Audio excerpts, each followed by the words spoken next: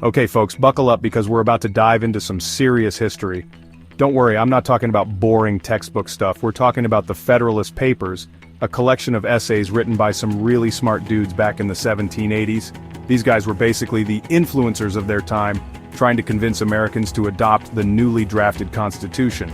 Think of it as the original Twitter war, but with powdered wigs and quill pens. The Federalist Papers were like a crash course on how the new government would work, and why it was the best thing since sliced bread, or at least that's what they wanted people to believe.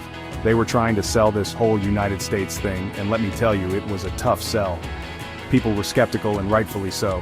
They just fought a revolution to get rid of one powerful government. Why on earth would they want to create another one? These essays were published anonymously in newspapers under the pen name Publius.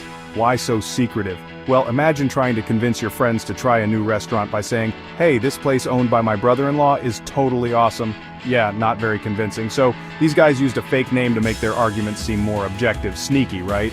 But here's the thing, the Federalist Papers weren't just some long-winded political ads. They were full of warnings about the dangers of unchecked power and the importance of a balanced government.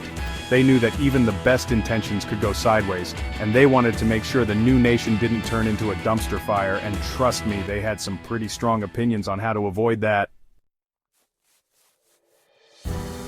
Now let's talk about the juicy stuff, the warnings. These guys, the founding fathers, were seriously worried about two things: factions and tyranny.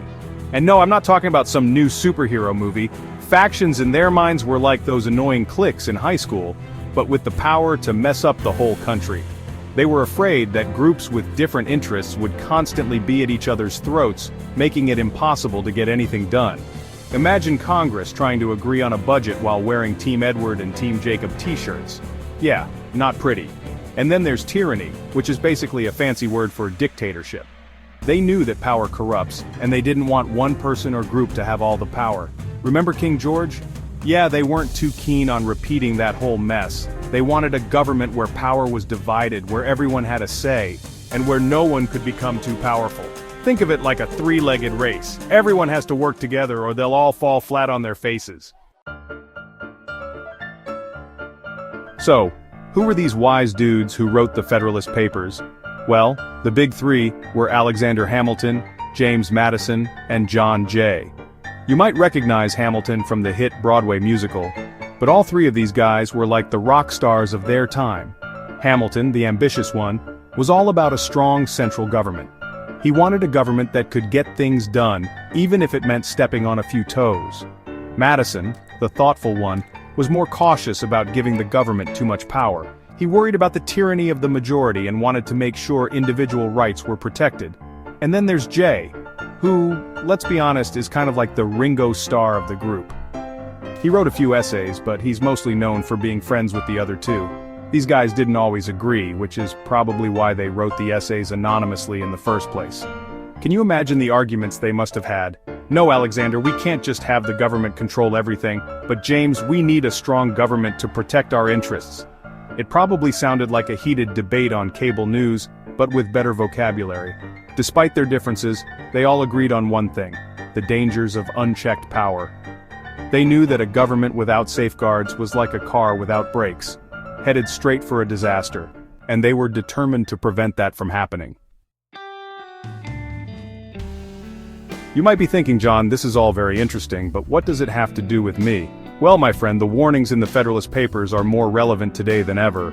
We live in a world where political divisions are deeper than ever, where misinformation spreads like wildfire on social media, and where trust in government is at an all-time low. Sound familiar? The founding fathers were worried about factions tearing the country apart, and guess what? We're seeing that play out right now. Political parties are more polarized than ever, and people are more likely to retreat into their own echo chambers than to listen to opposing viewpoints. It's like everyone's stuck in their own filter bubble, and it's making it harder and harder to find common ground. And don't even get me started on the dangers of tyranny. We've seen how easily power can be abused, both here and around the world. The founding fathers understood that eternal vigilance is the price of liberty, and they knew that it was up to each generation to safeguard the freedoms they fought so hard to win. So the next time you're feeling disillusioned by politics, remember the Federalist Papers. Remember the warnings of those wise dudes in powdered wigs, And remember that the future of our democracy depends on all of us. We need to be informed, engaged, and willing to stand up for what we believe in, because if we don't, who will?